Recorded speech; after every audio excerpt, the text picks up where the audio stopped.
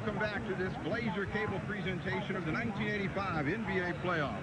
Portland and the Dallas Mavericks tangle in Game 4, a game which could advance the Blazers to the Western Conference semifinals against the Los Angeles Lakers, who, of course, are waiting in the wings, having defeated the Phoenix Suns 3-0. Now, let's talk about one guy we haven't centered on too much, and that's Rolando Blackman. He got 30 points. Did the Trailblazers... Had a bad night. Did they do a good job on him and keeping him down to 30? Well, I think they did a pretty good job on him, but I think both you and I would agree on one thing. The great offensive players, they may get 40, they may get 10 the next night. When they get 10, it's probably not because the defense stopped them, it's because they had an off night.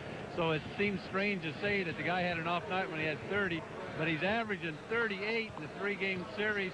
Darnell Valentine did a good job. But 30 points tonight, it will not be bad, but I think the big question is going to be Aguirre and Vincent. If Aguirre and Vincent, say, get 24, 25, 26 apiece, that's going to spell trouble. If Aguirre gets 30-some, Blackman gets 30-some, it's going to spell trouble. But again, I think all the pressure is on those few guys. I don't see anyone else stepping forward. There's always a chance of that, but the pressure is distributed on the Trailblazers. You guys got guys coming off the bench, Michael Thompson, Jim Paxton. They've had tremendous series, and that's not even mention the guys that have been starting, and they've played very well as also. Well, Trailblazers have had the advantage with the starters. The bench has come in to pick them up as well, so they certainly feel good about their position. Now, do you think that we'll see a situation where Mata will be resting anybody as he did in Game 3 with about 12 minutes ago, no Aguirre, no Blackman. They wait until about the 5-minute mark before they get in the ballgame. Well, let's look at it this way. Perkins, Blackman, and Aguirre are all averaging over 40 minutes a game. Now, there's only 48 minutes a game. Now, granted, there's been some overtime games, but no, they're not going to get rested. If they don't win tonight, they're going to have all summer to rest. So you know that they'll be out there for big minutes. He will only take them out just to give them enough of a breather to get back in the game. Well, our owner is here, Larry Weinberg, and he is prominently dressed in his red, and along with his wife, they hope that they can close it out and get back down to Los Angeles. They feel that perhaps there's some magic with this team.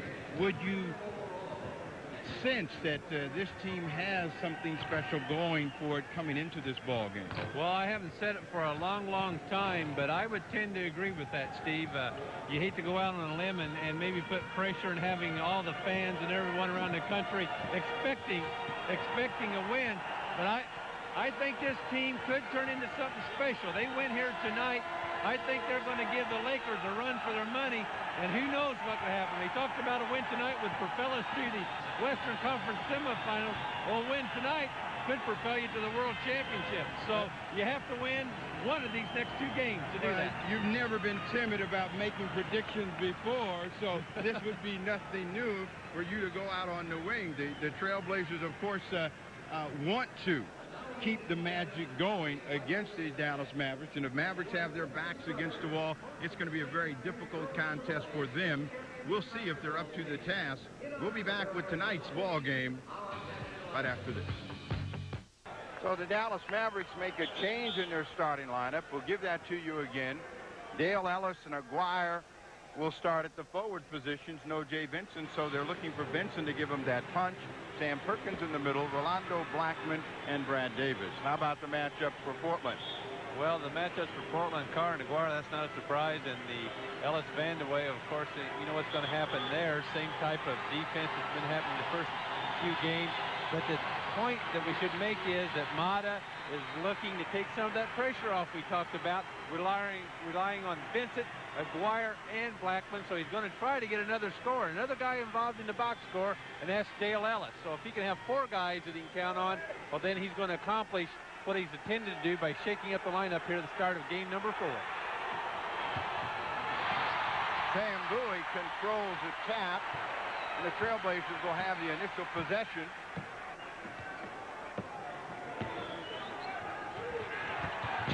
Lob inside to Drexler. He can't control it. It comes out of his hands, but Ellis is on the inline. So Portland gets it back with 11 seconds on the shot clock. And Ellis is guarding Kenny Carr. Vandeweghe. It won't stay. Carr keeps it alive.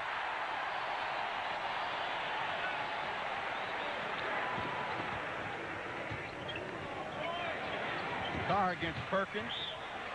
Perkins at first a little tentative going after that loose ball. Kenny Carr out hustling.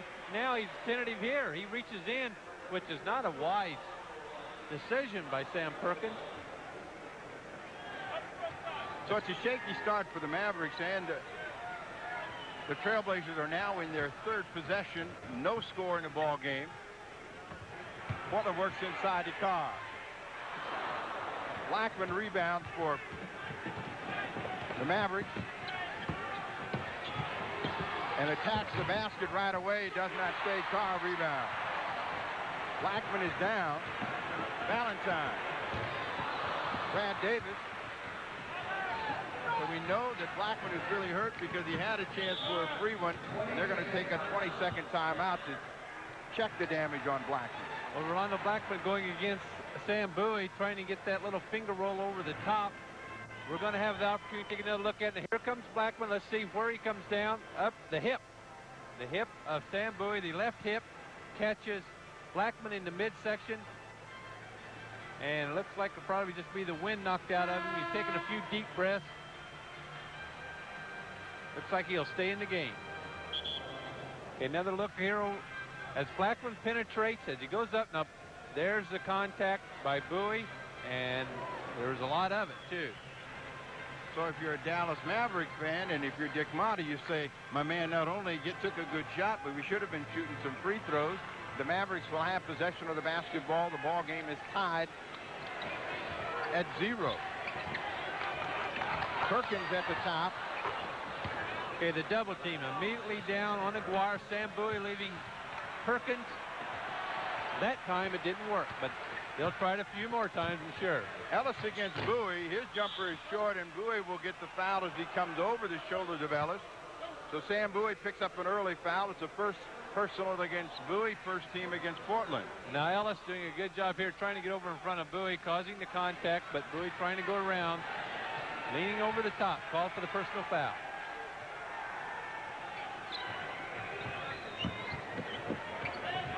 We see this play a lot.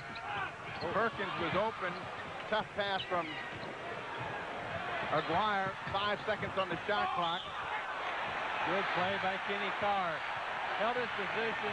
Brad Davis, realizing the shot clock was running down, had to find someone to get it off to. Kenny Carr not moving. Easy call for the official. First personal on Brad Davis. So we're almost down to the 10-minute mark, and Portland is still looking for their first score.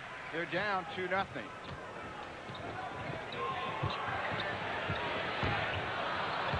Jumper does not stay for Sam Bowie. Long rebound corralled by Dallas Mavericks' Mark Aguirre. Sam Bowie's thinking about that shot. He made that throughout the last third of the season, but he's thinking about it now. The Mavericks are daring him to take it. They're attacking Bowie with Perkins. He misses off the window. Drexler draws a foul against Perkins. Great job by Clyde Drexler, realizing that the Dallas Maverick defense wasn't picking him up at all. Wasn't turning around trying to stop him. He just takes it all the way to the glass. The second personal foul on Sam Perkins. Now, you mentioned, Steve, that Perkins was trying to work against Sam Bowie, but it's always strange when that, I'm sure, is the coach's philosophy, Motta's, that is, and then the guy turns around and shoots a fadeaway jump shot. Drexler gets both of the free throws and gets Portland's first score at 9:37. The ball game is tied at 2.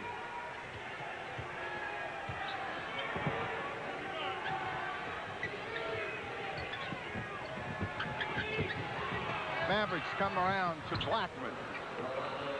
And Blackman strikes for his first jump shot outside. And the Mavericks go on top 2. For the series, he's shooting 57%. Not bad. Valentine tries to push it inside to Bowie. Ellis comes over, makes the steal. Aguirre against Valentine. Travels as Bowie steps in the lane. And that's what we call the intimidation factor. A situation where usually a guy would take it to the basket. Sam Bowie there waiting for Aguirre. Aguirre thinking about how he's going to get the shot off. He's moving those feet too many steps. They look back inside to Bowie. Oh. So far, Blazers not able to take advantage of that mismatch. Ellis against Bowie. Both teams have 2 turnovers, and the Dallas Mavericks have a 2-point advantage. 4-2. Perkins goes on his own. This time he attacks the basket, misses that opportunity. Bowie rebounds. Comes Valentine. Oh, no. That is not a good call. Darnell Valentine gets down the floor very quickly, and Brad Davis, he's still moving. He's moving over in front of Darnell. Valentine with the advantage, put the pressure on. Brad Davis was not still, but drew the foul with the act. Okay, now, that last angle was the exact angle the official had, and from that angle, it did look like a charge, but not from the other one. Davis on the drive. Clyde Drexler picks up the personal foul. I was surprised we didn't get a chorus of boos as we watched Davis on the drive. Well, Clyde reaching in, picks up the personal foul. Let's talk a little bit about that mismatch, though, Steve, with Dale Ellis guarding Sam Bowie. Now, mismatch is usually referring to size difference. Dale Ellis is 6'7", 203 pounds. Sam Bowie is 7'1", 235, and that's definitely a mismatch. We will watch to see if the Trailblazers are able to take advantage of it. They find themselves down 4 in a slow-paced first period. Drexler trying to make something happen. Valentine open. It's always interesting to see how guys guard other people. Brad Davis doesn't come out on Darnell Valentine, doesn't even attempt to, and Valentine's been hitting that shot, but he misses that one when he's wide open. Quick turnaround for Aguirre, and Jack Ramsey wants to have a timeout. So Portland has a very slow start and find themselves down 8-2, and we have a break in the action at 7:53. So the Trailblazers are still looking for their first field goal. They seem confused in this particular set as they look for Vandeweghe. 6 seconds on the shot clock. Perkins rebound. So Portland definitely confused in their offensive intentions here early in the ball game. Dallas knows what they want to do. They come back to Aguirre. And when he's shooting that way, his first 2 shots, when he doesn't touch anything but the bottom of the net, that tells you one thing, he's got a lot of room for error. Right inside, the Trailblazers again have some confusion. They come back to Vandeweghe. That one stays. That's the first field goal for Portland, and Vandeweghe's first 2. Portland down 6-10-4.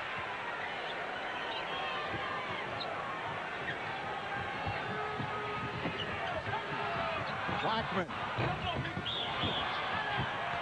Going to get Dale Ellis for the personal foul in the rebounding situation. Loose ball against Ellis, first against him, third against the Dallas Mavericks. Trailblazers almost went 5 minutes without scoring. Almost 5 minutes.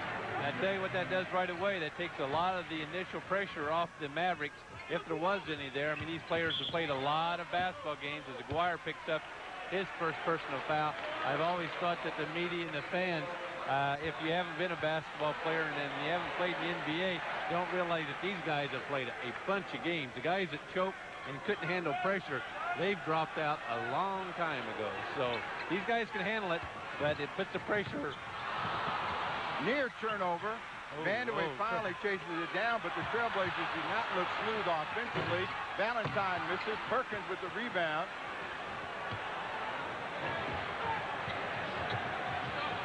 Now 5. Mata wants 5. If it's the same play, it's going to end up being a triangle over here for Mark Aguirre as Brad Davis goes down. Now here comes Aguirre. Oh, Ellis is open. Ooh, it's 2. So Ellis strikes from the top. He has his first 2 of the night. Portland down 8, 12-4. Carr misses from close. Perkins with another rebound. So Sam Perkins is doing all of the board work for Dallas. Davis is open at the head of the key. That won't stay. Ellis tries to keep it alive. 3-on-3. Drexler. Oh. Quick play by Clyde Drexler. And I tell you, Dick Mata, if you see him in the back of your screen after this, the foul, by Rolando Blackman, but Mata, he goes off. He realizes that his team has done a good job half court. He doesn't want any big plays. He can't stop them. There's going to be somebody make a big play. Clyde just made one. So Mata is saying you've missed 2 balls.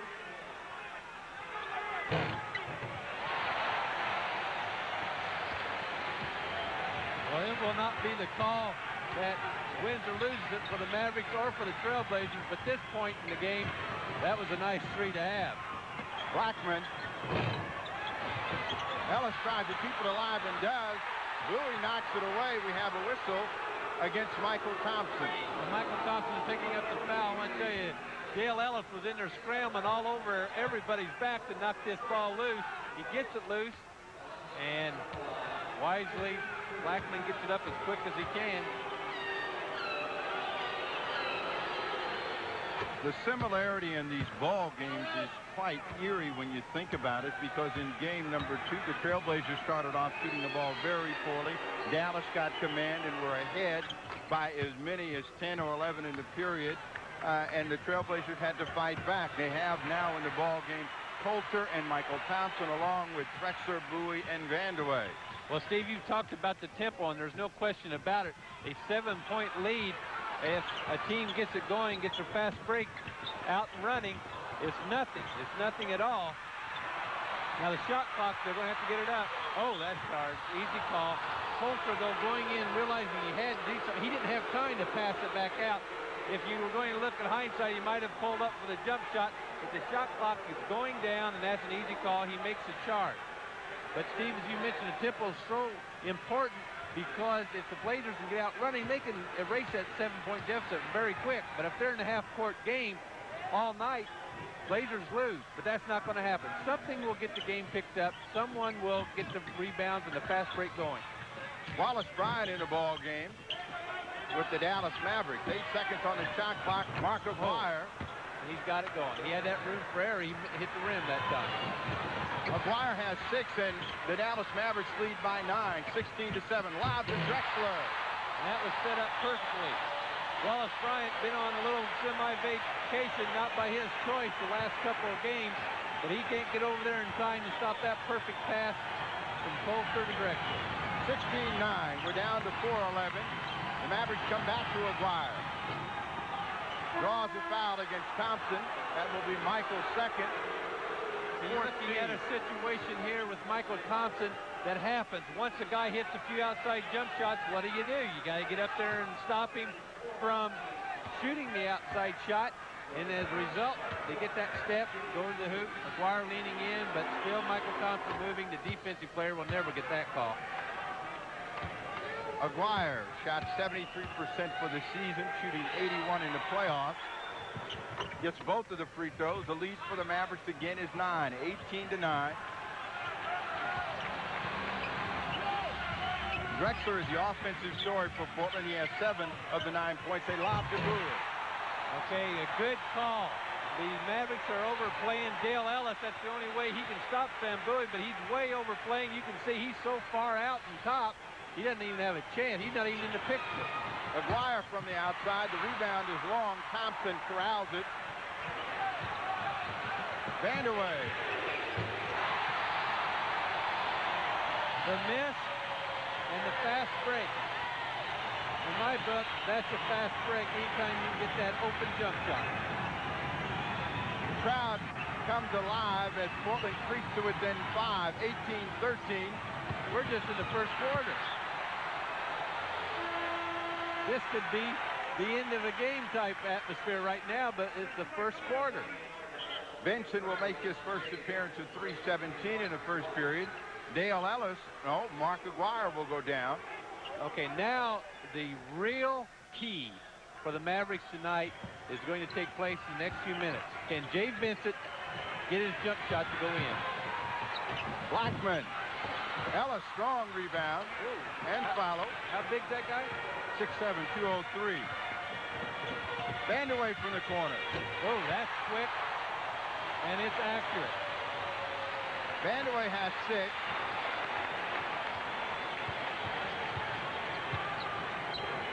Good night. They're looking for Vincent.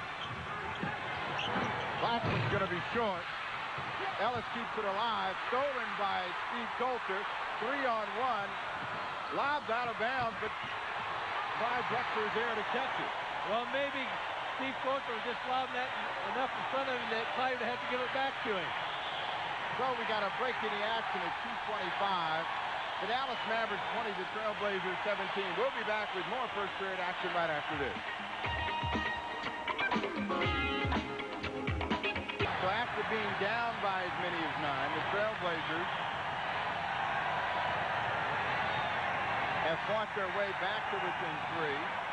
Paxson enters the ball game at 2:25. The Mavericks have 18 seconds on the shot clock.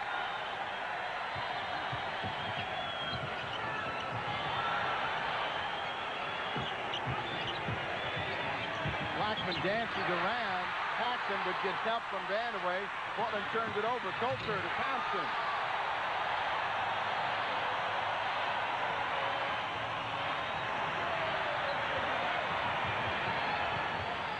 So the Thompson running stuff shot brings Portland within 1.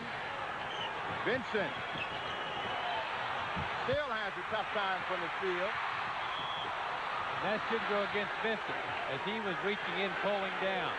And that's exactly what's going to happen. And right now, the inability for Rolando Blackman to get his shot going, again, there isn't anybody to answer. There isn't anybody to come in there and do something to help him out. And the Blazers, in playing the great defense on Blackman, maybe getting away with a little tick on the elbow once or twice, but getting out on the fast break, have things going their way.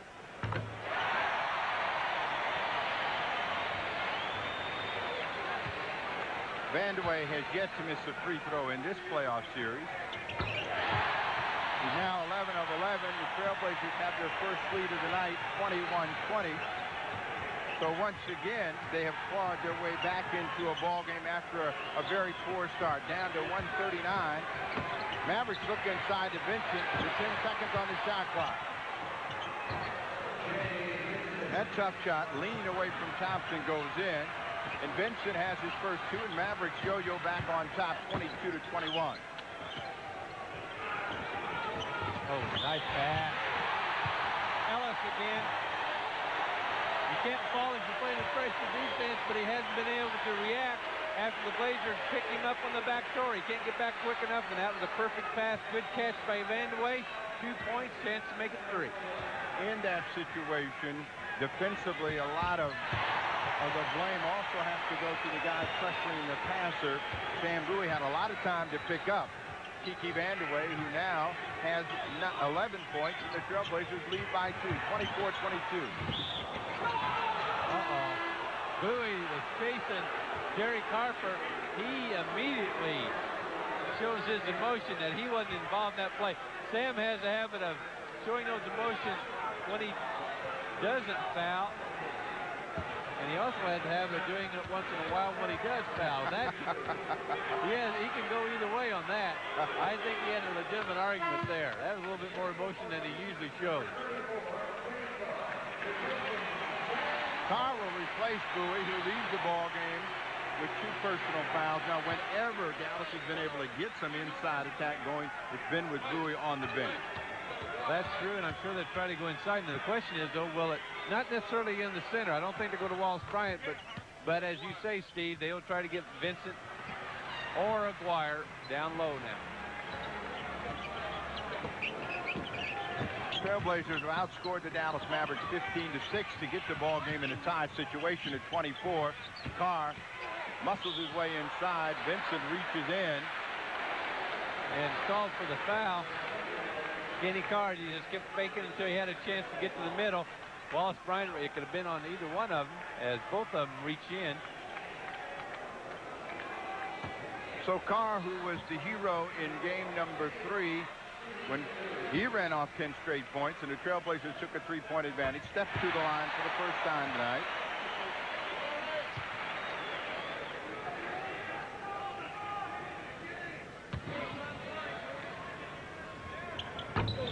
Misses long. The ball bounces long. Portland outfights the Dallas Mavericks for the loose ball. So 44 seconds ago, the Trailblazers have a chance to add 2 more. Thompson. Blackman comes back for the rebound.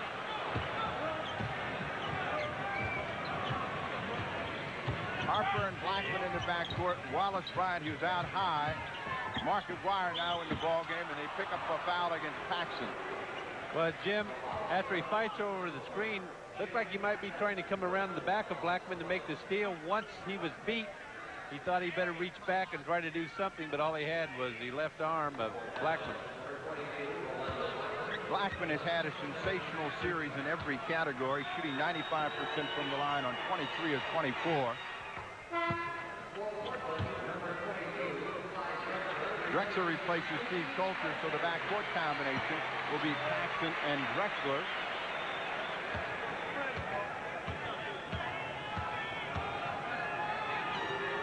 Blackman had a slow start in game number 2.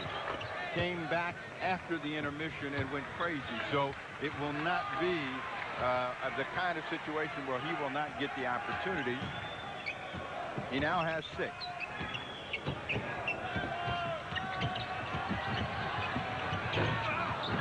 Drexler goes for a solo and misses. Paxson for 3. Vandeweghe muscles inside, so Drexler comes up with the ball. And the first period is over. The Dallas Mavericks 26, the Portland Trailblazers 25. And when you go back, there's a score at the end of game 2. It's a 1-point ball game again. Mavericks will start the second period with Harper and Davis in the backcourt, Vincent, Aguirre, and Wallace Bryant up front. Brad Davis finally got his shooting on track. The Trailblazers led game number 1 by 1, 24-23 at the end of 1. The Mavericks lead in game 4, 26-25. They double on Aguirre. Brad Davis leads for Derek Harper. Yeah, he grabs his forehead on that one, but you can't say too much. The team was scrambling, double teaming. You're not going to stop them every time when you're doing that. They back off Drexler. And he accepts the challenge, and he has his 9th point. And it's a 1-point lead for Dallas, 28-27. Aguirre hops and gets away with it and has his 10. Wasn't a big one. A small hop. 30-27. They look to Paxson. He pulls the trigger. And then as his first 2 looked like he wasn't going to shoot it. No, he pumps it. Sometimes the shooter, when he gets out of that rhythm and stops, it's hard to get it back up there and through, but that shot didn't have any trouble going in. And Clyde Drexler guarding Wallace Bryant. Quick whistle. Well, that's because Kenny Carr putting a little bit too much muscle on Jay Vincent, but that's okay. I mean, it's going to be a 3-point play for the Mavericks, but you still want to do as much as you can and get away with, and that forearm in the back of Vincent was a little bit too much, and so now Kenny Carr realizes what he can do and what he can't. Again, we focus on the eyes of Jay Vincent. He blinks and gets the bounce. The Mavericks get the 3-point play and lead by 4, 33-29. He must be blinking on his jumper. Perkins back in the ball game.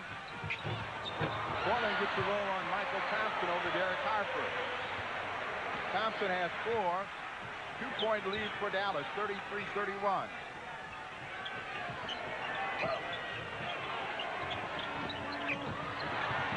Drexler pokes that one away. Aguirre trying to go down the lane, loses control. Turnover Dallas.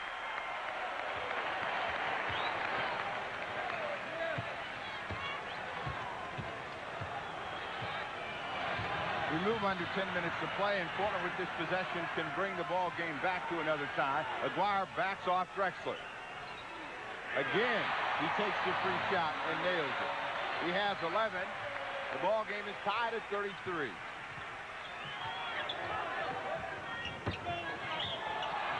No. Another 3-point point play coming up as Aguirre cashes in, this time against Thompson. That will be Thompson's third. Okay, that hurt. Thompson had a great series. Now watch the hop. Watch this. Right, ball down. That is a hop. That's what we call hop. But what is it, Steve? When it's part of a man's game, when he does it all the time, you usually don't get called for it. So Aguirre now will step to the line and try to put Dallas up by 3. He has 13. Should that have been trapped? Well, he dribbled the ball, so I think that may have gotten him out of that particular situation. If you're a Blazer fan, it was traveling all the way. Paxson will get the hand check against Derek Harper. First personal against Harper, first team. The crowd now says, we were shooting. Coulter fakes the 3. Audie Norris has replaced Michael Thompson. Carr hops inside, so it all evens out. Vincent wanting an elbow on Carr. There was not any there. His elbow was there, but only going up for the shot. Not an offensive foul. Wasn't even close. Carr's dunk over the top makes it a 1-point advantage for Dallas. Aguirre misses long. Norris gets the rebound.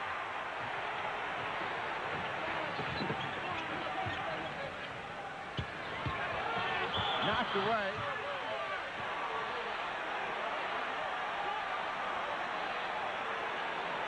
Okay, let's look at the replay here. Foul away from the ball on Mark Aguirre on the hold. And that was a big call because Jay Vincent had knocked that ball away from Kenny Carr, and the Mavericks were going the other direction. Good idea here, Steve. Porter looks inside for a triangle with Norris. The ball is knocked away by Derek Harper. Good pass inside from Drexler to Coulter, and Portland's on top by 1. Okay, the good idea I was going to talk about is that they're trying to get the ball down to Audie Norris and trying to pick up the third personal with Sam Perkins. They come inside to Perkins. Doesn't get the shot over Drexler. Carr rebounds. Portland with a 1-point advantage.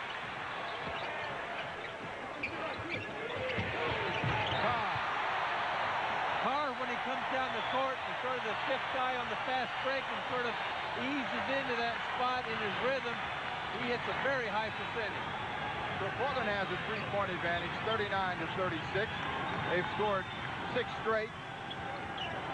Perkins on the drive. Easy call to make as somebody gets the long arm of Perkins. Well, Perkins, he doesn't have his steps down. As he goes in here, he gets his feet a little tangled up with Steve Coulter. Not a lot of contact, but Coulter picks up the foul. So Dick Motta comes back bigger. He takes Jay Vincent out of the ball game, brings Wallace Bryan in, so that means Perkins will definitely be in the low post area.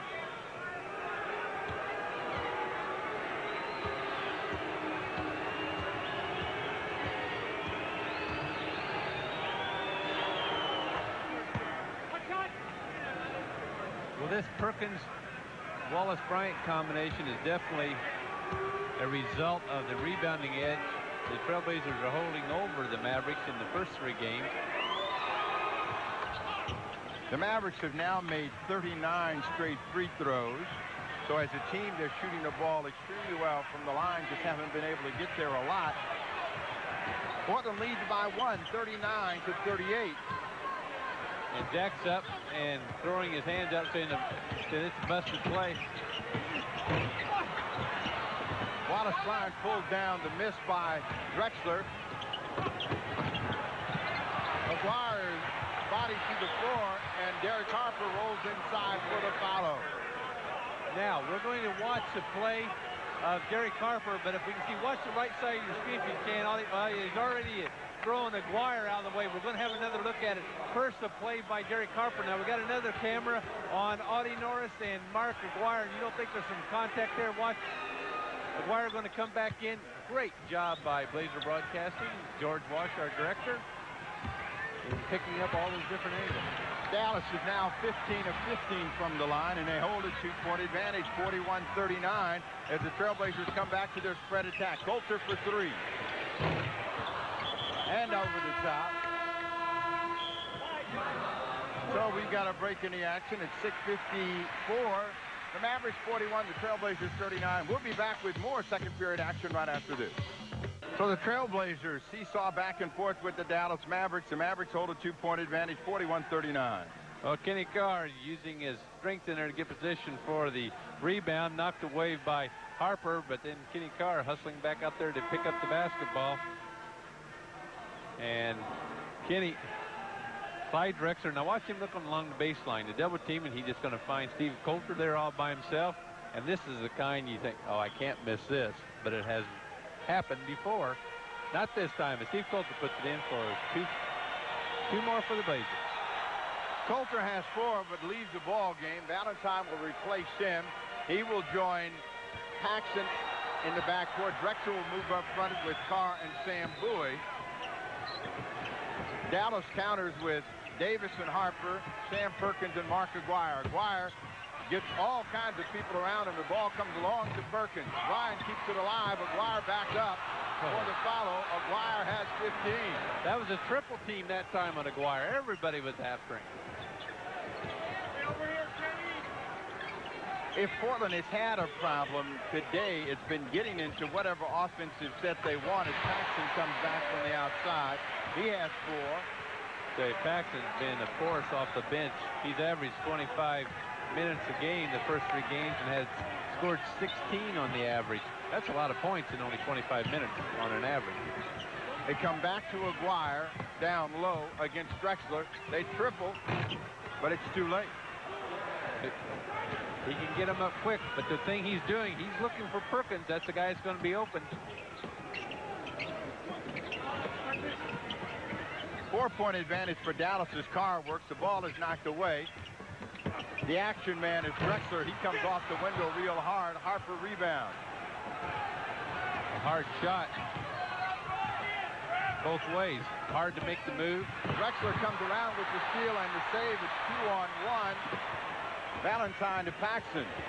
Oh, and Paxson has been consistent. So Paxson has 6 all in the period. Give by Drexler credit for that. Big defensive play by Drexler to get that break started. Quick turnaround by Aguirre. This one will not stay off the window. Bowie rebound. Okay, now what they're doing, and they're giving up this chances for offensive rebounds to bring Ross Bryant real high. Paxson with the tough try that comes off the glass. So he's hit his last 3 in a row to bring the ball game to another tie at 45. But what Mavericks are doing, they're bringing Bryant out, trying to force the defense away from Mark Aguirre. But if Aguirre misses, there isn't any chance. And they're going to get Wallace Bryant. He's been throwing that hip out there every time a guy runs off of the pick. But this time he gets caught. Harper out of the ball game for the Mavericks. Orlando Blackman in. Kenny Carr out. Kiki Vandeweghe in. So Portland comes back with the small lineup.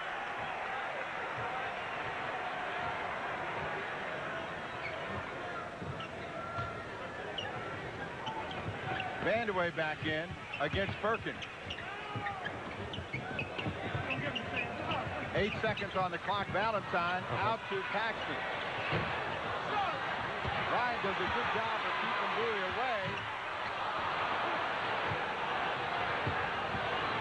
But Sam Perkins comes up with the basketball. Perkins for 3. Paxson gets the rebound. Portland runs. Drexler can't control it about this. Right back to Paxson. Wallace Bryant picks up the 18th rebound for the Mavericks, and Dallas gets Aguirre on the baseline. Long rebound comes off of Vandeweghe. Is this enough action for you? Well, I'll tell you.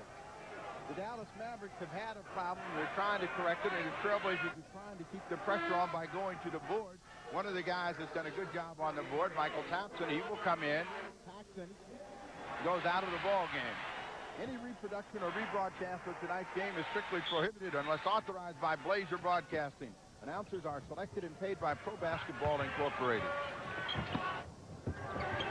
Aguirre quickly.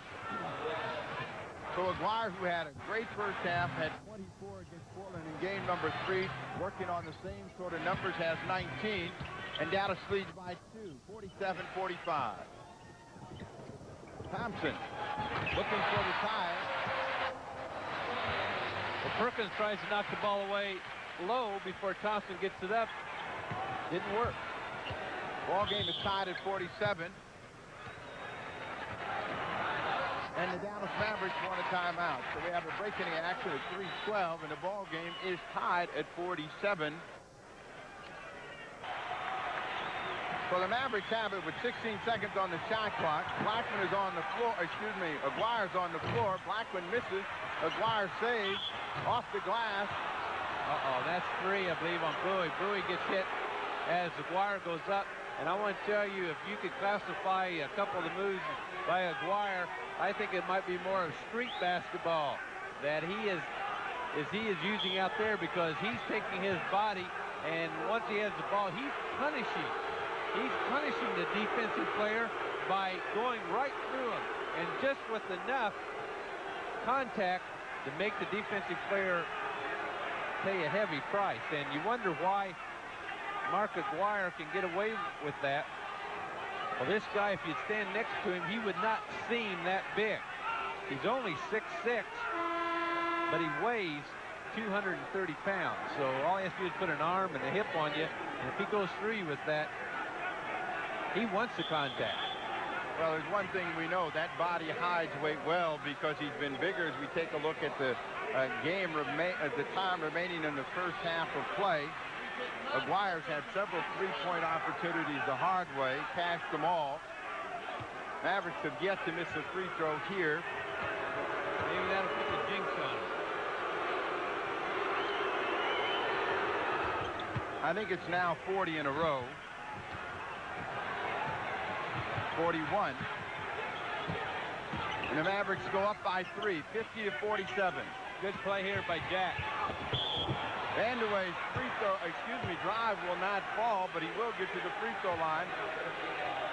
Well, the foul's going to go against Wallace Bryant. And that will not hurt the Mavericks at all. The guy they wanted to get the foul against was Mark Aguirre. The clear out was called for Kiki Vandeweghe. A good, smart play.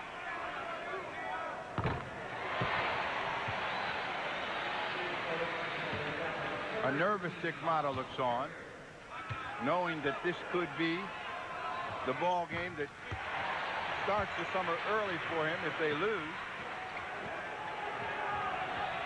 Vandeweghe has 13. The Mavericks lead by 1.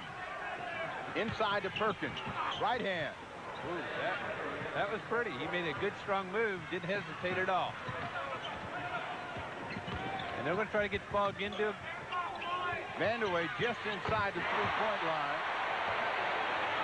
How many fouls does Aguirre have now? 2, Steve? He has 2. Aguirre has 2, and Vandeweghe has 15. Mavericks lead by 1. Quick pass inside to Aguirre. Almost spun in off of a misdirected shot at the hoop. Almost. Got a very, very lucky break. As you can watch, the pass is perfect, but to watch Aguirre as he goes up, Kiki fouls him, and then he just throws it up. And look at that. That was stayed in. As you like to say, we know he has it going. Well, he has it going because he has 23. Norris comes in the ball game. Michael Thompson with the 3 personal fouls will sit down. Aguirre now has matched his first half total of ball game number 3 with another 24 points. And the Mavericks lead by 3, 54-51.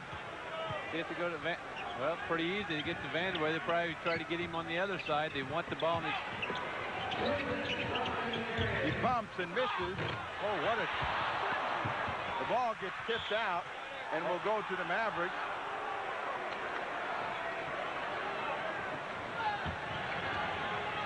Who had the hand on the ball? They tried to tip it in. Was that Audie Norris? It looked like Norris tried to throw that one in. They come back to Aguirre.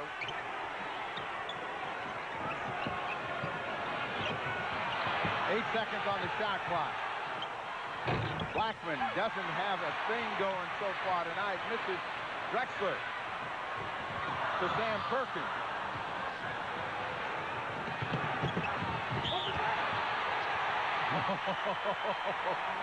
It all evens out. Blackman gone to solo from the side, and Valentine reaches in, and they give Portland the basketball.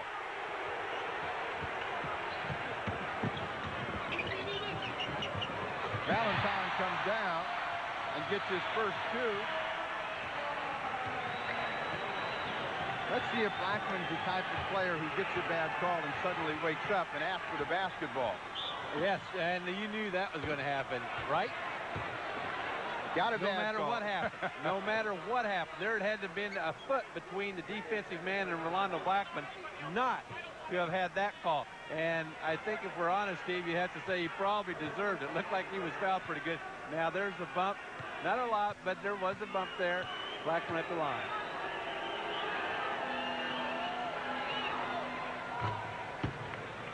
Blackman has struggled from the field, but has not had that problem at the free throw line. But again, we know that he is a player that can strike for a lot of points in a period and suddenly get hot. That one rolls in. The lead for the Mavericks with 59 seconds remaining in the half, 56-53. They leave an open court for Valentine. Norris keeps it court for Valentine. Norris keeps it alive. Carr comes back. Aguirre powers inside for the rebound, so Portland had three chances in close and couldn't cash. Brad Davis for three. Perkins rebound.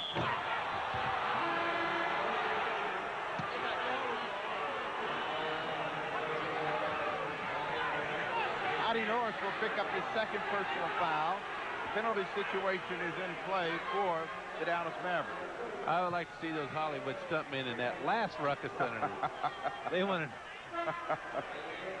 that would get them in shape for all those stunts. Paxson will replace Valentine with 30 seconds remaining in the second period. Vincent comes in with the same time remaining for Mark Aguirre.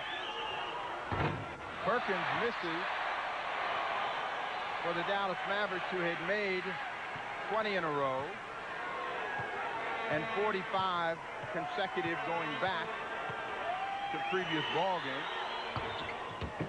We got Clyde. If they lose, they'll blame it on Sam Perkins' one free throw miss.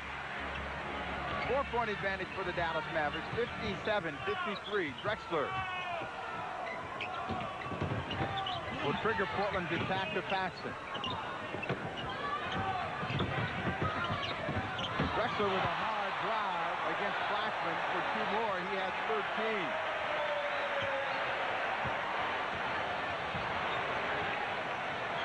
So Dallas will hold for the final shot of the half. They come to Perkins for three.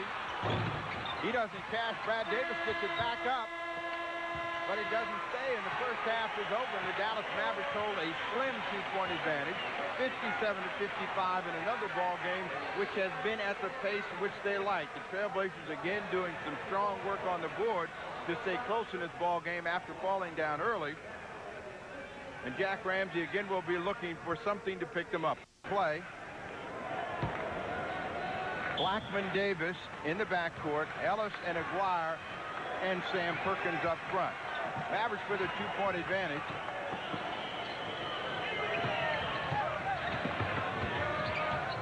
They come right back to the two-man game between Blackman and Aguirre. Blackman still cannot miss it. He took plenty of time with that one. Here come Valentine and the Trailblazers. Vandeweghe ties it at 57. He has 17. They're really going to start disliking Kiki Vandeweghe in Dallas. Valentine with the near steal. Brad Davis is open, and he was an effective player in game number 3. Vandeweghe comes in with some quick hands and knocks the ball off the foot of Dale Ellis. Great defensive play by Kiki Vandeweghe. He knocks the ball down, but the Mavericks come back with a good play of their own. Brad Davis leads for Ellis. So they had a transition hoop and end up with nothing, and will set their offense with the ball game tied at 57. Well, they're not a fast-breaking team. They showed why. The problem for the Dallas Mavericks is they are a jump shooting team, and that can create some problems. Valentine and Vandeweghe play catch, and Portland goes on top with 4 straight, 59-57.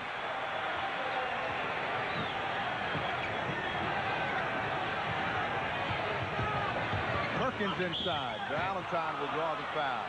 Darnell Valentine trying to come back and help out, and he needed to help out because Sam Bowie had allowed Sam Perkins to get too close to the hoop. There's the easy call, but Perkins was going up, and Bowie, thinking about how many fouls he's got, decides to let him go, and that's because he has 3 personal fouls.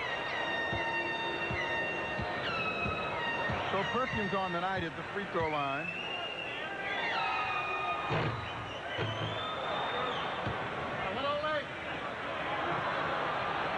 Is 4 of 5 and has the only miss of the night for them. Broke their string of 45 consecutive with that 1 miss. Perkins has 9, and the ball game is tied again at 59.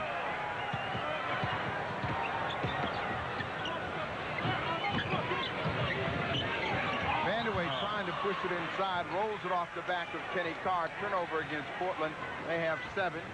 Well, Kenny Carr was trying to get turned around, just hadn't quite made the turn so he could see the ball coming from Vandeweghe. Blackman is against Carr.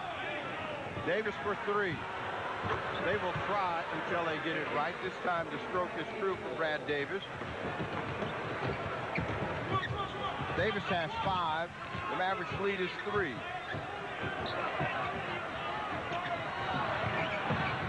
Oh, good play. Excellent pass from Sam Bowie to Kenny Carr, who was clean inside. He takes it over the top.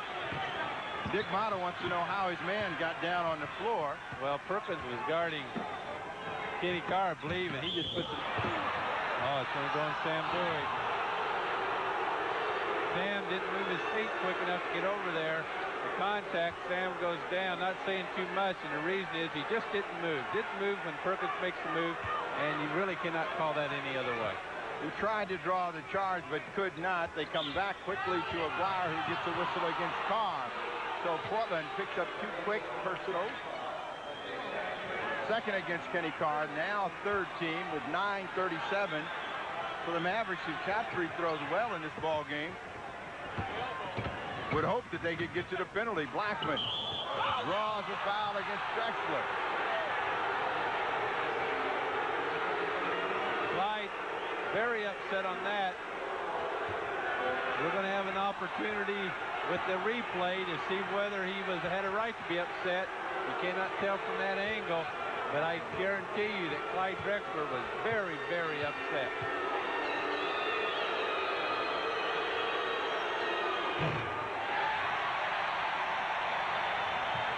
As strong as he's been that bad tonight so far. Glad to see he's human. Blackman gets 1 of 2. He has 9, and the Mavericks lead is 2. Now the question is, with Sam Bowie with 4 fouls, what will they try? Vandeweghe from long distance. Perkins with a good rebound. And Sam, he was coming in very strong for that rebound.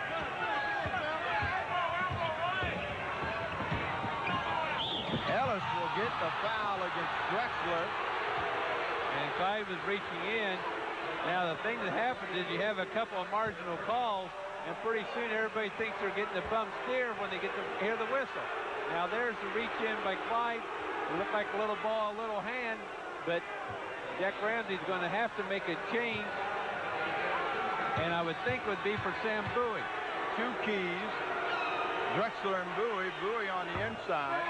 Drexler just making things happen. Bowie will get his Called to the bench at 9:08. Thompson comes in with 3 personal fouls. Mavericks, I guess we can say, are missing with regularity at the free throw line now. They're down to 50% in their last 2 tries. Ellis gets this one and makes it a 3-point lead for Dallas, 64-61. And that tempo we've been talking about happens easier when Sam Bowie's in there for the block shot and the 4th shot. Drexler cannot do that, and they let him get away with it. He threw a pass to himself. Well, Rooney is saying that it was kicked. The official, both officials agree, but you would be right, Steve, if no one touched it. Aguirre gets whistled for the foul against Kenny Carr. Wallace Bryant will check into the ball game. Dale Ellis goes out. Okay, now watch Aguirre. On the left side of your screen, and Kenny Carr is there to see. Oh, yes, you can see that arm go out. Now, Kenny may have been using some Mark Aguirre tricks, but he needs to. Valentine will not get that one to go off the window. Ramsey wants a goaltend. And he's not going to get it, but he was hoping that there'd be goaltending against Sam Perkins as Valentine makes a good move against Brad Davis. He goes up. Here comes Perkins over. Let's see. I don't think he touched it. If he did, it looked like it was still on the way up. Valentine has had an excellent series from the line. He was 10 of 10 coming into tonight's ball game.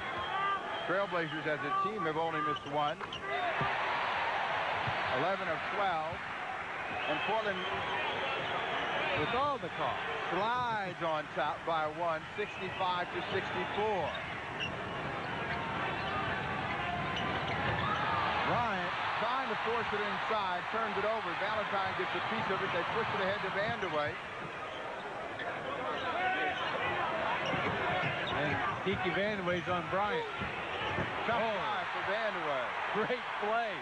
Now, Kiki Vandeweghe, realizing that Wallace Bryant was on him, was going to make the drive.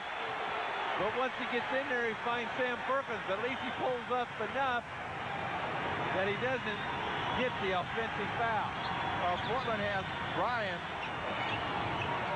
being guarded by Vandeweghe, but Aguirre gets the basketball and scores inside for his 26th of the night and brings Dallas back to a 1-point situation, 67-66, Portland on top. And Aguirre and Vandeweghe tie up elbows as they come across the baseline, and that's a big call against Mark Aguirre as he picks up his 4th foul.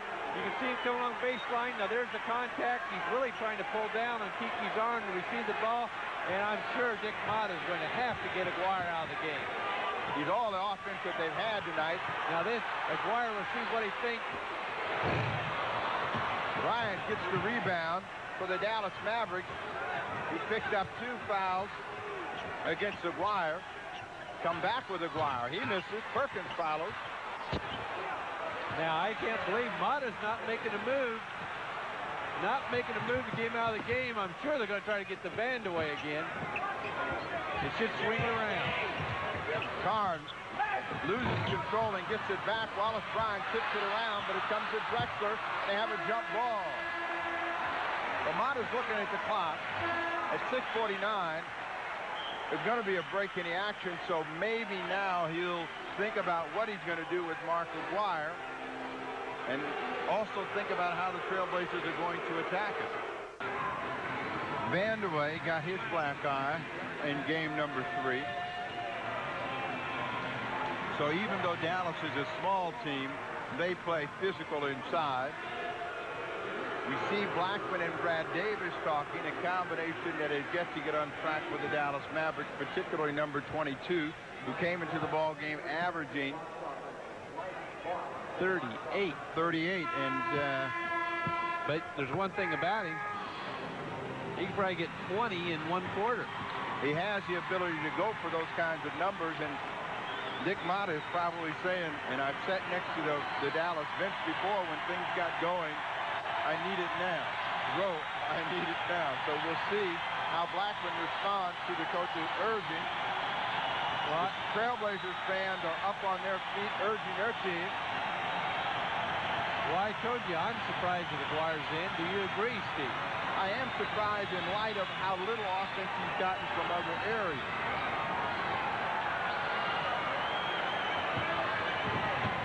Dallas Mavericks and Wallace Bryant control the tap, so the Mavericks with that 1-point advantage at 6:45 will try to increase it. Perkins just inside the three-point line. Bryant keeps it alive. Clyde on the back of Bryant. That is number, and you're holding out your whole hand, that is number 5 on Clyde Drexler. And I guess that's one of those plays, Steve, that we were a little remiss in not saying why is Clyde Drexler still in there if he has 4.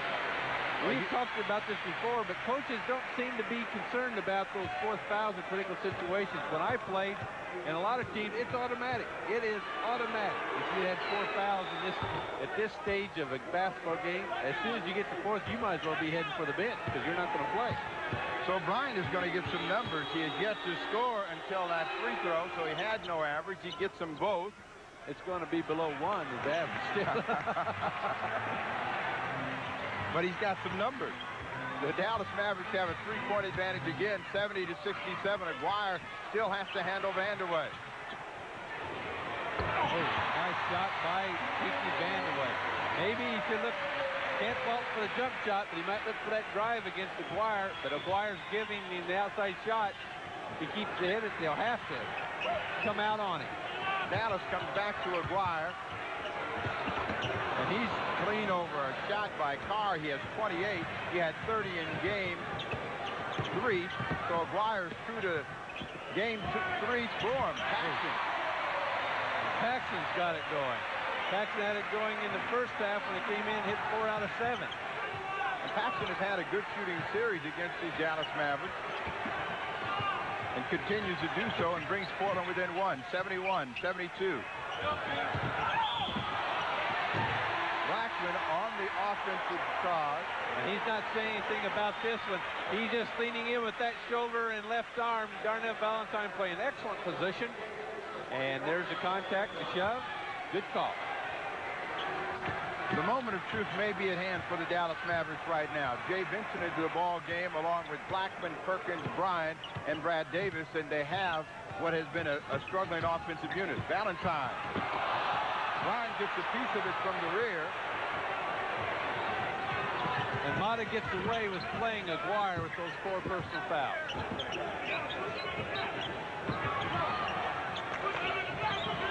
They come to Jay Vincent against Carr.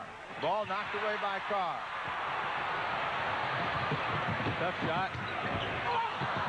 Paxson chases his own shot down. You talk about the first one I said was tough. The second one was impossible, and he gets it to go in.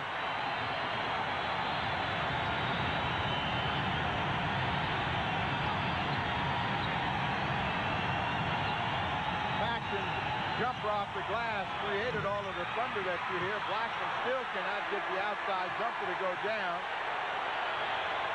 Blackman will sit down now. Derek Harper replaces him.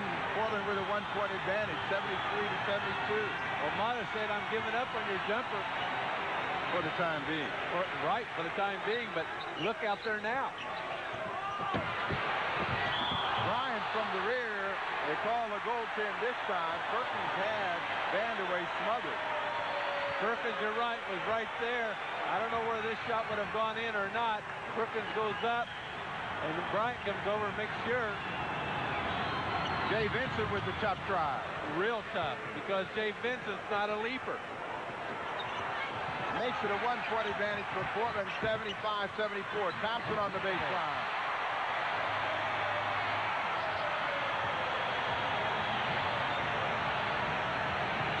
Mavericks continue to walk it up and slow it down.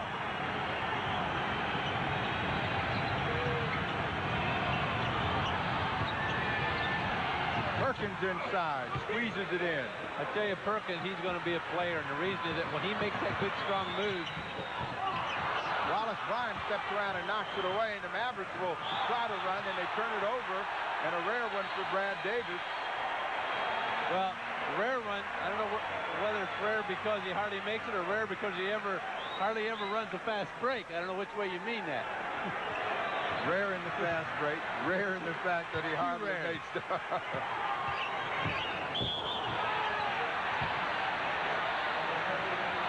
Wallace Bryant will pick up the foul. That's his third team. The one thing that the Mavericks have not been able to do is really take advantage of the free throw situation. They got in it at 9:08. They're now down to 3:23, and they have not seen a lot of time on the line. Darnell Valentine thinking about going around Brad Davis, but now that was a great move.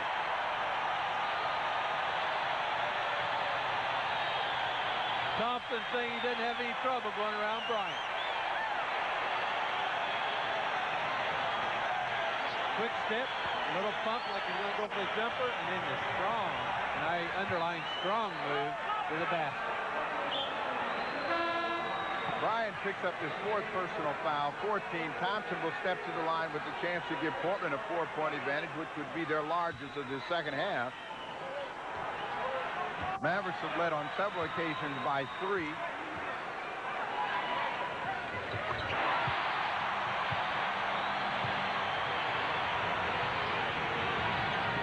Dick Mata wants to have a timeout, so we got a break in the action at 3:06. The Trailblazers 80. The Dallas Mavericks 76. And Dick Mata is now trying to find a way to score. Dallas will now try to answer. They look inside to Jay Vincent. Double. Perkins. Strong drive, but it ends up short. Carr with the better rebound. Block. Good call. Brad Davis moves right over in front of Jim Paxson as he comes across the 10-second line. Now watch Davis. Now he's just going to move over in front of Jim Paxson. Good call. Actually, an outstanding play by Davis simply because they were going to get beat in the break.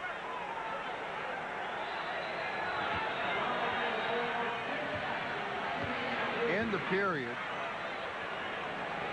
the Trailblazers are shooting 69%, 11 of 16. The Dallas Mavericks 55.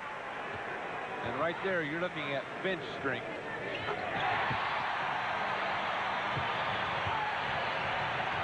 Well, the Trailblazers are 14 of 15 from the line and have a 6-point advantage, 86-76.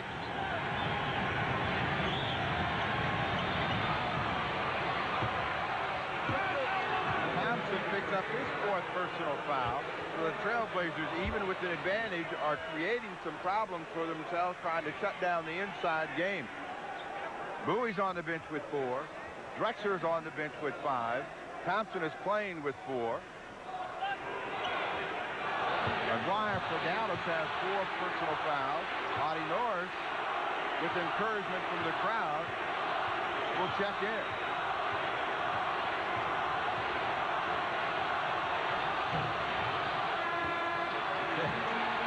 You know what the crowd wants out of Audie.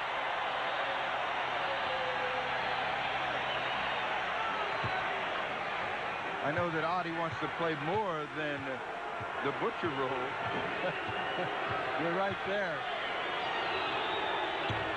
Perkins looks better with this free throw. He has 15 and brings the Mavericks within 4, 82-78.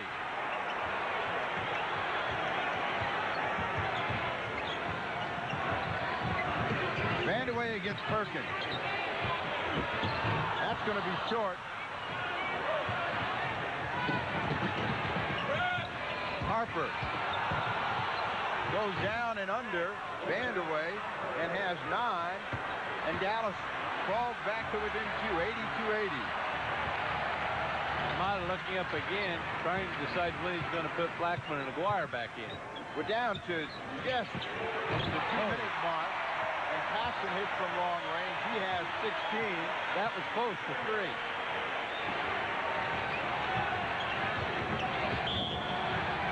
Audie's, I tell you, once you have a reputation for fouling, it doesn't make any difference what you do. The contact, as he tries to go around Sam Perkins falls back. Audie picks up the foul. Now watch out, he's going to try to release and go around, and that really isn't a foul. But what happens is he puts a lot of pressure on the guy. His offensive man tries to back in, and then all he releases and tries to go in around him, and that's where he's called for the foul. I think they're going to have to work with Audie and let him know that he's going to have to make some kind of contact to stand the guy up and then try to go around him. Good point. Perkins gets on the line, but misses the first, cashes the second. 16 for Perkins, 3-point advantage for Portland, 84-81, with 1:45 remaining in the third period. Vanderway, right outside the three-point line, comes back to Valentine. Great shot. That's the best defense Brad Davis has played on Valentine, and Valentine gets the hoop. Valentine pushes Portland's lead to 5, 86-81.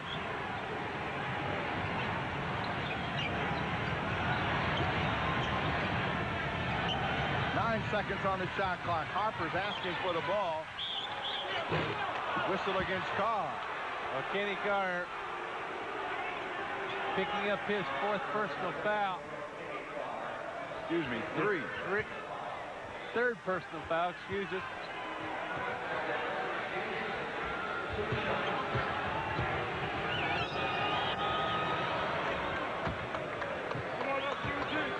Benson has 8.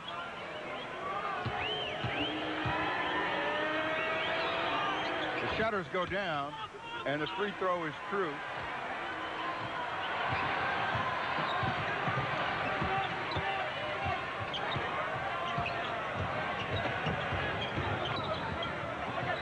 Portland working to Paxson.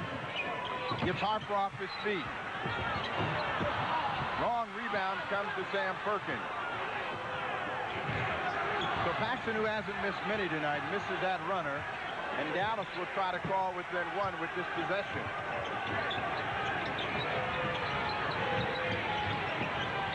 Harper's wide open. Benson working inside. Misses Carr, rebound. Good decision by Kenny Carr. Great pass from Valentine to Norris coming down the lane. And that pushes Portland back up by 5 with 21 seconds remaining in the ball game. And watch for the three-pointer. They'll shoot it. The 1 second differential between the shot clock and the game clock. Brad Davis goes all the way and beats Valentine, so Portland has it with 7 seconds remaining. Valentine comes back. Norris has it, but does not get it away. And at the end of 3, the Trailblazers hold a 3-point advantage, 88-85. Dallas comes back with Aguirre at the top of the period. Vanderway goes on the drive. And you know what Mark Aguirre's saying? Where's my front line? Saying where's the help, but there wasn't any that time, and Dallas is down by 5, 90-85. Benson calling for the ball. Steve Coulter wants a jump ball. Now you notice Vincent, he catches the ball. He could have shot it, but he can't jump. He had a block, so he has to get it inside. He has to get some of that beef on somebody to make his move. Well, he wants it down low. Quick turnaround. That will not stay. Coulter comes back for the rebound. Portland with the chance to go on top by 7 with this possession, and that would be the largest of the night. Vanderway. Bowie over the top. Blackman comes up with the loose ball.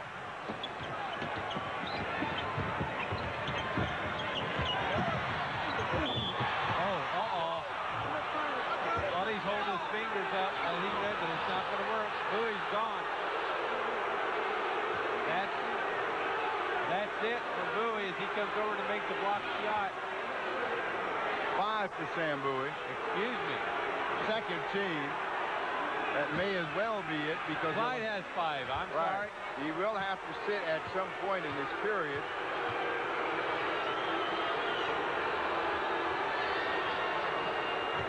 I don't think they're complaining about a foul. They're complaining about Sam Bowie picking up the 5th. Right. Now the thing is, team foul. Already the Blazers have 2. Well, they were in the penalty at 9:08, and Dallas really didn't get a lot out of it the last period, but you don't want to stay in that situation. Dallas is a good free-throwing team.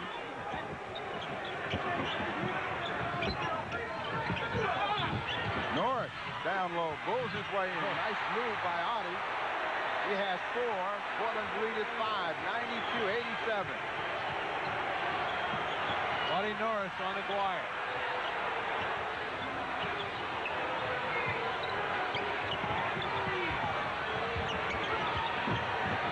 8 seconds on the shot clock. They double on Aguirre.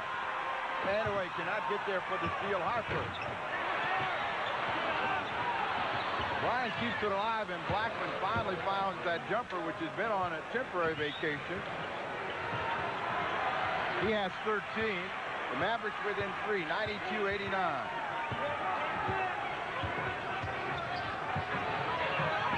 They double on Vandeweghe. Coulter for 3. Airs it. Norris cannot save it. He looked like he was way out of bounds. Only after he saved it. Let's see if we can see his feet.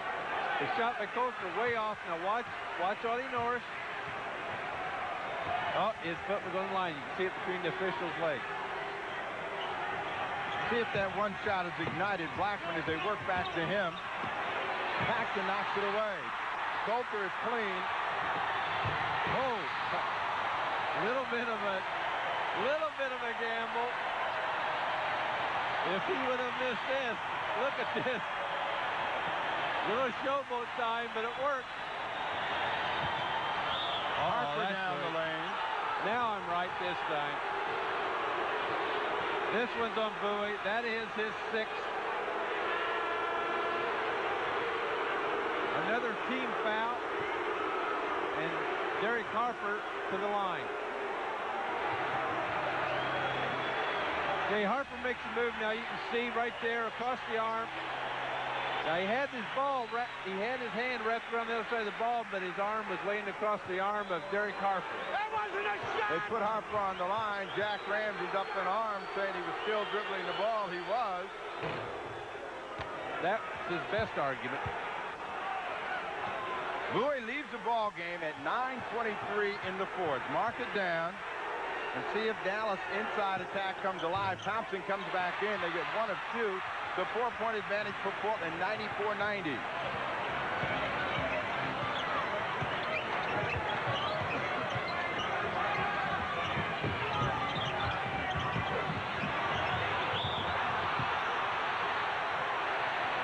Norris is that example, Larry, that we talked about, that once a player gets involved offensively, they start to look at the hoop. He's working against Dave Vincent.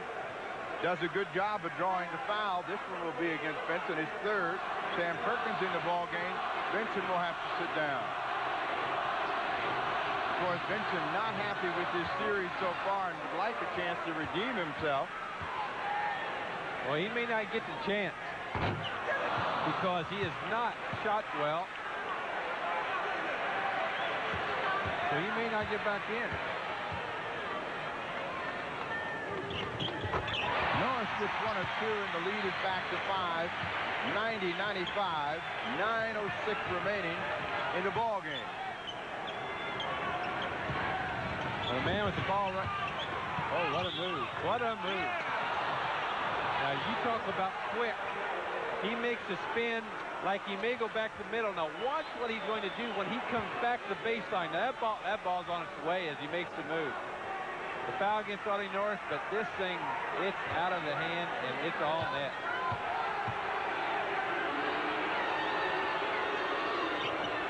That may signal the reawakening of Aguirre, who now has 31. And he had 24 of the 31 at the half. Vandeweghe. Harper fights the ball away from Steve Coulter. Dallas looks like they want to run, but they'll set up. They double on Aguirre. Harper tries to draw the foul.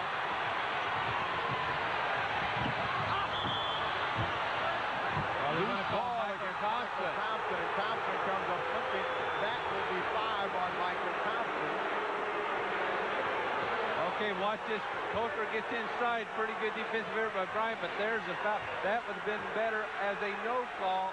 Both the players, Perkins and Michael Thompson, going for the basketball. Michael Thompson, though, getting the foul. As Steve says, that's his 5th. Both players there going after. Now, Audie Norris with a big rebound here. Watch Coulter take it up the floor. Now, this is a good no call. Both Harper trying to do a little play acting there. Coulter out of the ball game. Thompson, who appeared to jam his ankle, will come out of the ball game. The Mavericks have been able to stay alive in this ball game by their work on the line. We mentioned the last time Sam Bowie took a seat that it's difficult to get the fast break going without him in there. The guy that would get it going, if Sam's not in, is Michael Thompson. He is now on the bench. The chance to get out and run is going to be much more difficult because there's another guy by the name of Clyde Drexler that's on the bench.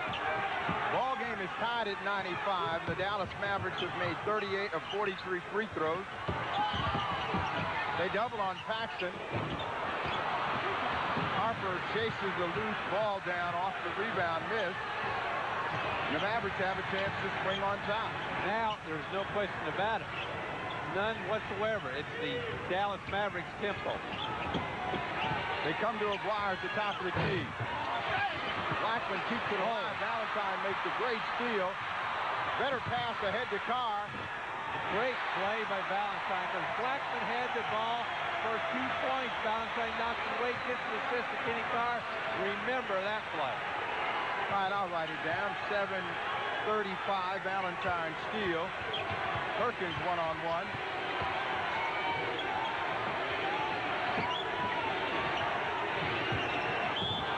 Good offensive foul. Good play by Kenny Carr. Good defensive position. Drexler comes back at 7:13 with 5 personal fouls. Paxson will sit. Okay, Perkins, for some reason, getting the green light to go one-on-one. Easy call. He tried it on the other side of the court. Was not able to get around Kenny Carr, so he tries it at the top of the key. And Kenny Carr limping out. He's holding, looks like that left knee. But as Perkins makes his move, I'm sure they probably hit knee on knee. We're going to get another chance to look at it, but this is a big steal that Darnell Valentine had on Blackman, and then a good pass to Kenny Carr. Kenny's limping, but he's going to stay in the game.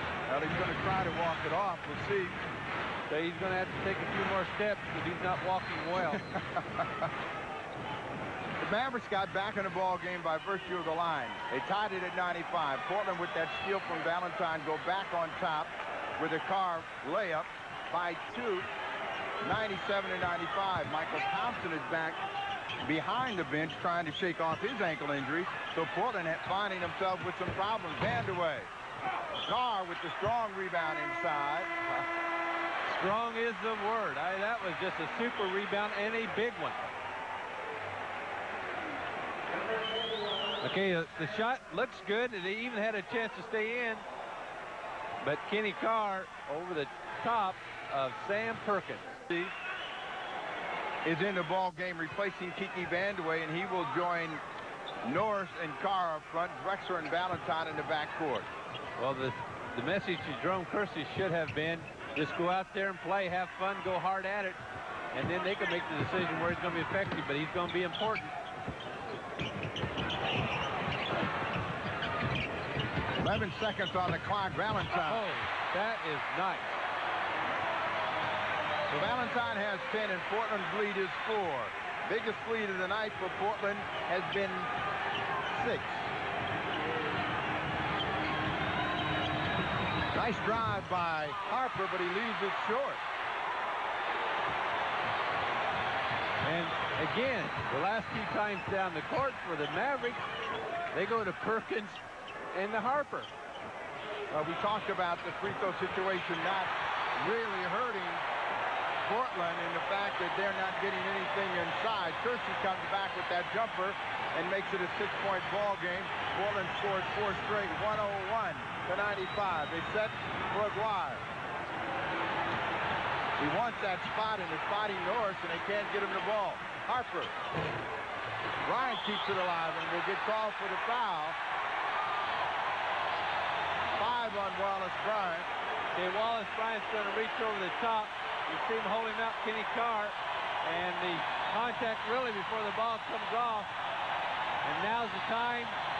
This is a stretch drive here, 4th quarter, 5:40 to go. Norris has 9 rebounds as they come to Jerome Kersey on the baseline. Aguirre rebound. Long outlet to Blackman, who's been quiet tonight. Valentine near steal. And Dick Bonner, knowing that this last 5:26 is the most important of their season, calls a timeout with his team struggling and down by 6, 101-95. See what the crowd thinks right here.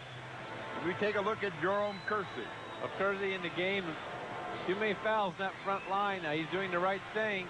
Aguirre not playing him. He has to take that outside jump shot. The next time he goes for the drive was not quite as effective as it did to pull up for the short jumper.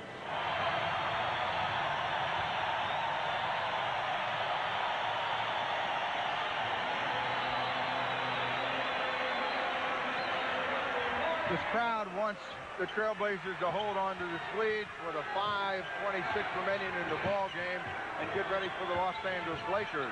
They come to Blackman with 6 seconds left. Tough shot. Chases it down.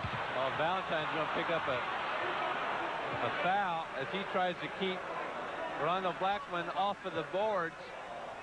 Not too much is being said. Let's see if we can see it. The ball is going to come out long rebound. Can't do anything about this. And Darnell reaches across the top trying to knock it away. Valentine has 3. The team has been in a penalty, but it has not hurt them. They got in at 8:21. Blackman has run into one of the ball games we talked about that comes for offensive players. It just won't go in. And he's having a lousy night of 15. Well, one thing about an offensive player, usually what has happened for most of the game will not stop in the last few minutes, so I don't think Blackman's going to hesitate to put her up. 101-97. Portland works the car inside. Off the glass. But there's Jerome Kersey over the top of everybody. This is Clyde Drexler. Clyde's in there. Excuse me. Clyde Drexler with that too. And there's pressure on Bryant. And now they've got him down to 10 seconds, so they accomplished what they wanted to. They come back to Blackman. They come into Aguirre against Michael Thompson. Good move by Aguirre. He turns the defense around. He has 33, 103-99. 4 minutes, 27 seconds before the buzzer.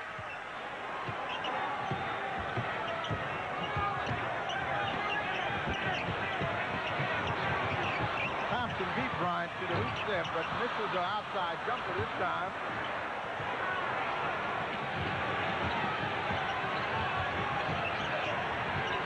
Harper is open. Dallas is playing a lot of catch outside, so they're not taking advantage of any of the size. Perkins inside. Well, the mismatch, Harper was on the outside. Valentine had to pick up Perkins. Kenny Carr and Valentine could not make the switch. Good bounce pass into Perkins. And there's a foul called against Jerome Kersey. Vandeweghe replaces Jerome Kersey. The Mavericks, as I said earlier, have been able to do most of the work right here on the free throw line with staying in the ball game.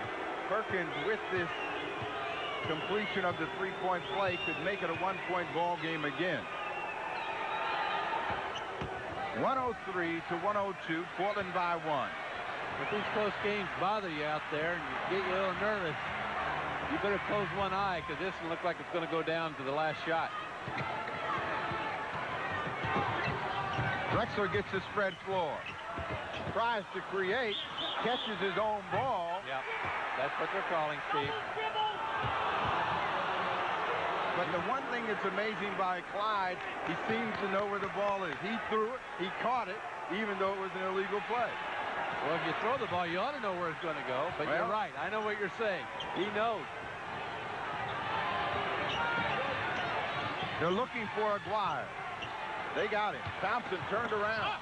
Oh, my goodness. Tremendous play by Aguirre, and gets the foul against Kenny Carr, and that's the 4th on Carr. Okay, there's the play. Now, once a player like Aguirre, we mentioned it earlier, once he's making that turnaround jump shot, the guys start thinking, I got to get up and stop that. And then he goes to the hoop, and that's what great offensive players will do, whether they're down low or whether they're out front.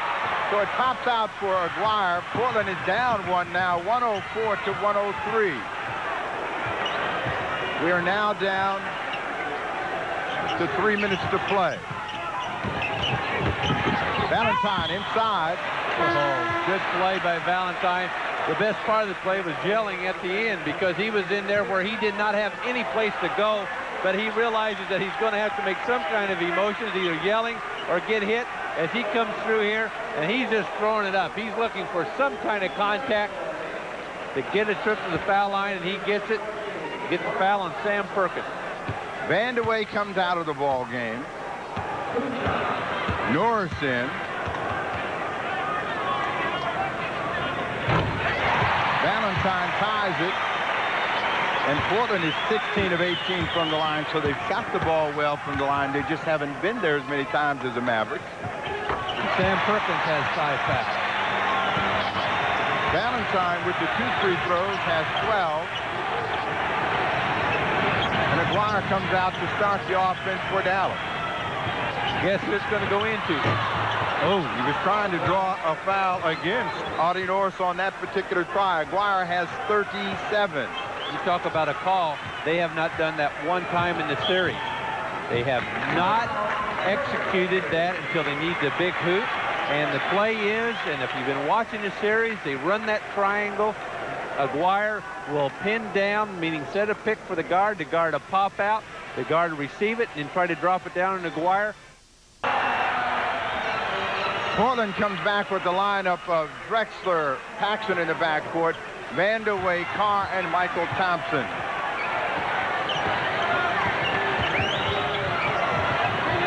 Vandeweghe out high. Back to Paxson, just at the three-point line. That one will be short. Wallace Bryant with the huge rebound for Dallas. Okay, now, big defensive trip for the Blazers. Aguirre has been the story. Blackman gets the foul. He didn't have any chance of getting it to the hoop, but he almost made it. Now Paxson's upset. Let's see right there. He's upset. All we can see from there is that he's trying to fight through a pick. You don't see where someone's bumped him, so it must have been something that happened right before Paxson trying to go through Aguirre.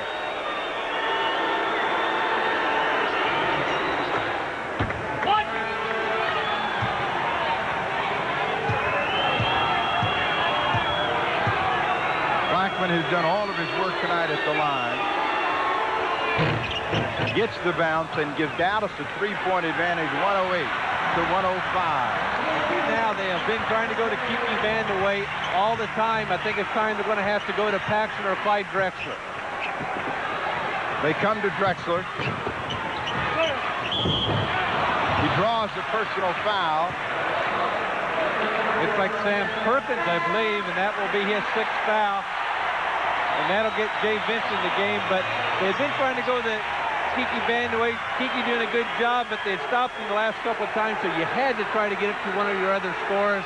Paxson can hit the outside jump shot, but Mike Drexler can make the penetration, the outside jump shot, or find somebody else. And so that was a wise call. I like this Mata now using a little bit more time. He wants to know how much time he has before he has to make this substitution, and stealing a little bit more by asking. Now sends Jay Vincent back into the ball game. Now Mark Aguirre, during all this, been sitting down at mid-court. Now he's back up on his knees, taking a little rest.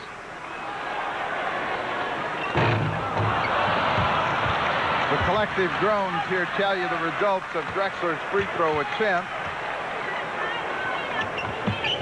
He gets 1 of 2. It's a 2-point advantage for the Dallas Mavericks. 108-106. They have Blackman and Bryant out high, and they give the side to Aguirre. Here it comes. This is a play they work on. Paxson does a good job of keeping Blackman out of it. Aguirre gets rid of Michael Thompson. Michael holds his head, but it looked like from the way the ball comes out of Aguirre's hands that he probably had a hold of the arm. Let's see as he goes up. You can see the left hand of Michael Thompson on the left hand of Mark Aguirre. That's why you can always show when that ball comes out at a funny angle that he didn't get ball, he got hand. When it pops up like that, when you're going across the top of somebody, you can't go up unless you pull the hand off the ball. Some more of Larry Steele's tricks have just been revealed. Well, Scott Ellsworth, we're running out of numbers for Mr. Aguirre. We did this for Blackman. Aguirre has 39, and the Mavericks lead by 4. 110-106. A minute 20 remaining in the ball game. Vanderway outside the three-point line. Comes for 2. Oh, that is one big shot there. Aguirre playing not bad defense, but Kiki had to work for that one. They're going to run a 4. You know who's going to be involved in this. It's going to be Aguirre again. Aguirre turns it over. We've seen him do that before. He did it against Michael Thompson, and now the Trailblazers, with 1:01 remaining, have a chance to tie. Well, Aguirre not even running back in defense, but he puts between his legs. He tried to blame somebody else, but that was all Mark Aguirre's fault. And they're still looking for Kiki Vandeweghe. Carr.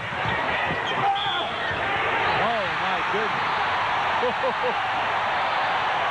This could be ball the other way.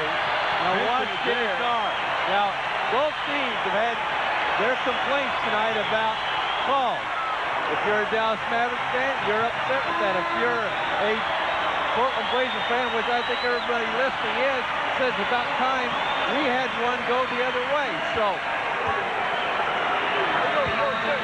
ball game is tied at 110.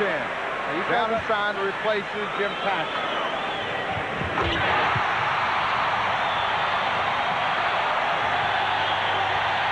The Dallas Mavericks want to have a conversation. Down by 1 with 45 seconds remaining in the contest.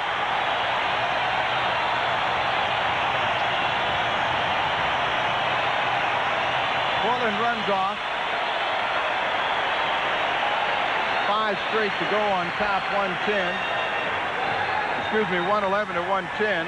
Yeah, this is a tough play by Kiki Vandeweghe. He's working hard for this. He's got to shake Mark Aguirre, and now he pumps, then goes up, and look at that follow through, and that's nothing but the bottom of the net. Now, the thing that makes that shot tough for Vandeweghe is he's not a guy that shoots on the move. He likes to turn and get square, so he had to take some additional time. Well, we said it was going to go to the wire. The team that has the last possession, that executes on the last possession, may win the game. Right now, pretty good play by Kenny Carr as he makes a move, and he's going to go right through Jay Vincent, and as Steve said, and I would agree, could have been against Kenny Carr, but as we also mentioned, maybe it's about time that one was in favor of the Portland Trailblazers. So it's one of those things, as long as they're consistent, and I think the officials have been. All right. I want to tell you all that I had somebody call me on my talk show today and say, whatever the Trailblazers' margin of victory was at the end of 3, that would be their margin of victory in the ball game, so you don't have to worry. The Trailblazers are going to win it by 3. The score at the end of 3 was 88-85. They have a 1-point advantage now. If he gets it right, he better call in on Saturday. Jay Vincent, who had trouble triggering the ball in down in Dallas, will be the trigger man as they come back with Davis and Blackman, Aguirre.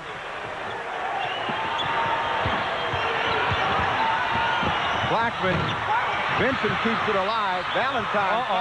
No. Okay, now. It looked like Valentine had the front of the ball. When I saw it, let's see if he does. Vincent's going to put it down and start to the hoop. Let's see as he comes across. Yep, you're right, Steve. He comes down the arm and then the ball. Now this puts it in an interesting situation. We said the team that executes at the last. If Jay Vincent gets this one, he doesn't. But 37 seconds to go. Whatever happens, the Mavericks are going to get another try. This is the big one. He ties it up. And Jack Ramsey wants a timeout with the ball game tied at 111.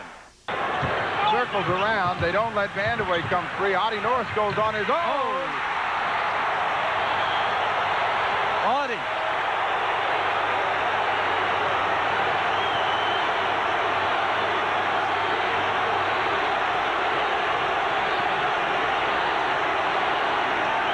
Dallas is now out of timeouts as we take a look at what might be the biggest shot of Audie Norris's season. I tell you, that is not an easy shot. Now you saw when it skims the front or the backside of the rim really as it comes off the glass. You're talking about another fraction and it'll spoon out. But he gets it up right here. There it hits. Stays on the front side of the rim. Drops through. And you're right. I don't think there's any question it was the biggest shot of Audie Norris's career. That'll give him more playing time if they can win this game. There's no question that Audie Norris was buried on the Trailblazer bench at midseason. Didn't know when he would get off of it. Suddenly got a chance to play against the Detroit Pistons. Had a little scuffle with Kelly Trepukins. Been playing since then and been playing well for the Trailblazers. And suddenly comes up with the biggest shot of his young career, and this season for him, and Portland has an advantage with 22 seconds left. Let's give him 2 credits on that play. First one being that it was for Clyde Drexler or Kiki Vandeweghe. Clyde coming off the double pick, rolling to the middle, Kiki Vandeweghe popping out. The Mavericks defensed it well. Audie Norris, instead of just standing out there going, what did I do next, said, at least it looked that way, I'm just going to go to the hoop. Well, even if he was in doubt, you know what you do when you're in doubt? You put her up. So the Mavericks come back with Aguirre, Vincent, and Ellis up front, Blackman and Davis in the backcourt. Portland counters with Valentine, Drexler, Audie Norris, Jerome Kersey, and Kenny Carr. Dallas right away. Brad Davis on the pass off. Oh, he is hit hard. Now, there's the thing. Now, I want to tell you, Davis still down. He's starting to get up. Jerome Kersey, I believe, as we watch Brad Davis, we'll tell you about this play in a second. No, it's Clyde Drexler. But let's tell you what happened on that play. What do you think? What does everybody in the building think is going to happen in the last 17, 18 seconds? Going to hold for one. Going to hold it for one. So what do? Brad Davis had the green light to do whatever he wanted. No one was really expecting him to try to go down the middle. So he goes down the middle. And on the pass-off, it doesn't make any difference. He's going to make a trip to the foul line. But right here, he makes a good move, gets around Clyde, but there's not anyone in there. It's too late for everyone to react as he dishes off. It was bad defense. It was more of a real heads-up play by Brad Davis. And what's he shooting? Well, on the year, he shot 88%. For this series, Brad Davis is shooting 88%. Timeouts left for Jack Ramsey. Ramsey has 2 and 15 seconds left on the game clock.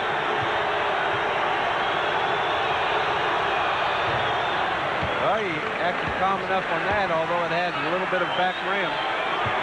Jack Ramsey's telling him if he makes it, timeout. So Portland will take a timeout. What did we say about last possession? Well, you know, there's one thing about you. When you're right, you never let up. Ball game tied at 1:13 with 15 seconds left. The Trailblazers can hold for the last shot. Is that a good strategy, or do you give yourself a chance to rebound? Well, when I say last shot, I'm thinking within 4 seconds. I think you take a shot around the 4-second mark. You do not want to give the Mavericks any opportunity to get another shot off, so I don't think there's any question at this point in time that you're going to wait for the last shot. Now, both teams are in the penalty. So the pressure again in this situation, I think, is really on the defense. The Blazers know that unless something very, very unforeseen happens, such as throwing the ball to the Mavericks on the inbound pass, they're going to have the last opportunity to win the game. And hopefully they'll get that shot up around the 4 or 5 second mark. So the pressure is on the defense. They know that they're going to have the last chance. If they miss, they're going to go into overtime. The defense knows if they foul them, they're going to be in big trouble. Now, they will not foul intentionally. So I think the pressure is on the defense in this situation. So we're down to this. Game 1, double overtime. Game 2, just a single overtime. Game 3 ended in regulation.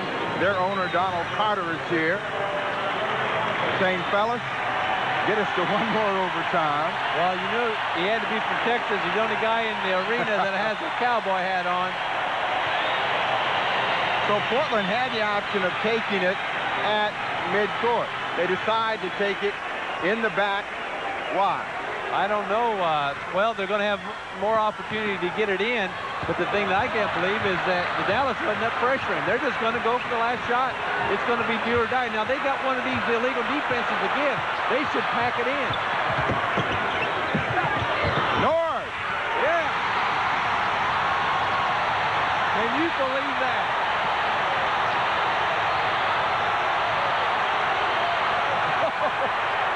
Listen to the crowd.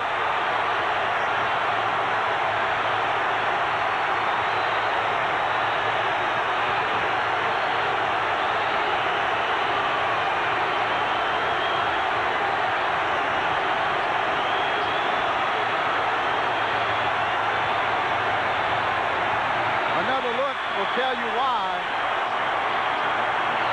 Defense on him, but this is nothing but net.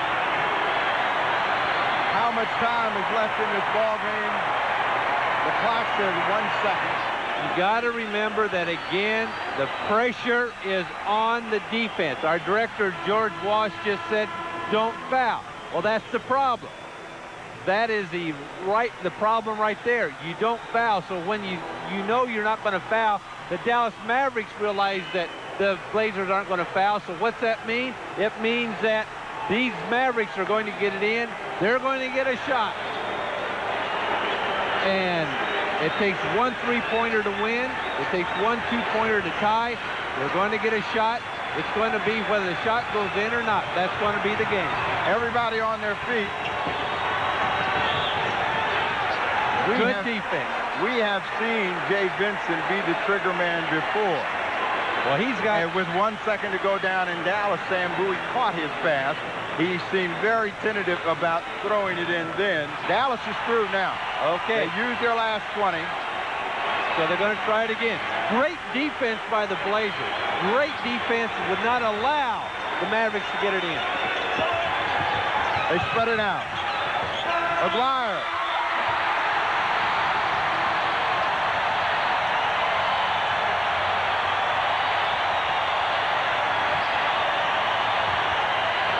Jack Ramsey goes down and congratulates Dick Motta. In a hard-fought struggle, they all come out at center court.